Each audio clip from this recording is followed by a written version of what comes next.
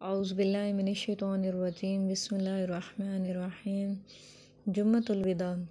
جمعۃ الوداع ماہ رمضان المبارک کے آخری جمعے کو کہا جاتا ہے۔ 23 ماہ رمضان المبارک کے آخری جمعے کو بعد نماز جمعہ 2 رکعت نماز پڑھے۔ پہلی رکعت میں سورۃ فاتحہ کے بعد سورۃ زلزال 1 مرتبہ اور سورۃ اخلاص 10 مرتبہ۔ دوسری رکعت میں سورۃ فاتحہ کے بعد سورۃ کافرون 3 مرتبہ پڑھنی ہے، بعد سلام 10 مرتبہ درود شریف پڑھے۔ 24 ماہ رمضان المبارک کے آخری جمعے کو بعد نماز جمعہ 2 رکعت نفل پڑھے۔